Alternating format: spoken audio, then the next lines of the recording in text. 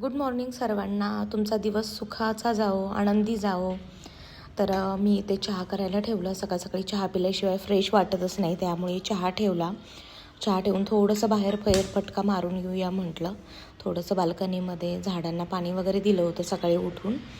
आणि इथे मी ना लसूण वगैरे हे केलं आहे आणि कुंडीत लसूण लावला होता.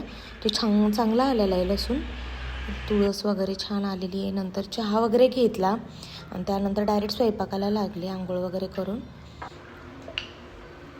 त्यानंतर ना छोले भटोरे बनवलेले आज आणि टिफिन पण भरायचा होता. करता करता टिफिन घाई होती, तर मग टिफिन भरून दिला. मला सगळ्यांना पोळ्या केल्या आणि पिल्लूसाठी फक्त भटोरे बनवले. आणि भाजी तर खूप मस्त झाली होती, खूप मस्त. मी रेसिपी टाकलेली आहे आपल्या चॅनलवरती, तर तुम्ही पाहू शकता.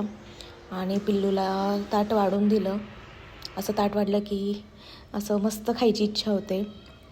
आणि सायंकाळी थोडंसं देवाला दिवाबत्ती वगैरे केली की घरामध्ये एकदम फ्रेश वाटतं. आणि थोडंसं धूप वगैरे हे केलं की आपली घरातली निगेटिव्हिटी जी असते ना ती निघून जाते. मन खूप प्रसन्न वाटतं. आणि रोज मी 6 वाजता दिवाबत्ती करतेच, तुम्ही करत असाल. आणि मग थोडंसं बाहेर तुळशीला वगैरे पण दिवा लावला मस्त असं. आणि फ्रेश वाटतं, खूप छान वाटतं, मन प्रसन्न वाटतं. थोडंसं गरमी पण खूप होती आहे,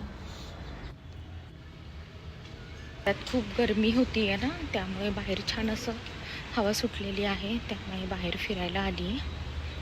थोडंसं वॉक करूया म्हणाले. तर वॉक वगैरे करून झालं. आता घरी जाऊन स्वयंपाक करायचा. आणि इथे मी गवारीची भाजी करायला घेतली. तर खूप अगदी सोपी गवारीची भाजी आहे. थोडं तेल टाकलं, आलं लसूण पेस्ट टाकली आणि त्यानंतर जिरे मोहरी टाकून ना विदाऊट म्हणजे पाणी न टाकता तसंच झाकण ठेवायचं. आणि इकडं मुगाचे पण लाडू करायला घेतले होते. पौष्टिक लाडू असे, दुसरं काहीतरी खाण्यापेक्षा मुलांना एक मुगाचा लाडू दिला की खूप छान, म्हणजे हेल्दी पण होतं. आणि थोडंसं मऊ झाले की त्यानंतर शेंगदाण्याचा कूट टाकायचा लास्टला, तर खूप मस्त लागते. अशा पद्धतीने गवार करून बघा. त्यानंतर मी चपात्या पण करून घेतल्या. आणि मुगाचे लाडू बघा मी केले तर असे झालेत, खूप मस्त झालेत लाडू, खूप एकदम सॉफ्ट असे झालेत. तर तुम्हाला ह्याची रेसिपी हवी असेल तर मी नक्की कमेंट करून सांगा, मी नक्की शेअर करेन याची रेसिपी. चला तर मग आजच्या पुरतं एवढंच. नेक्स्ट व्हिडिओमध्ये लवकरच भेटू. तोपर्यंत बाय बाय.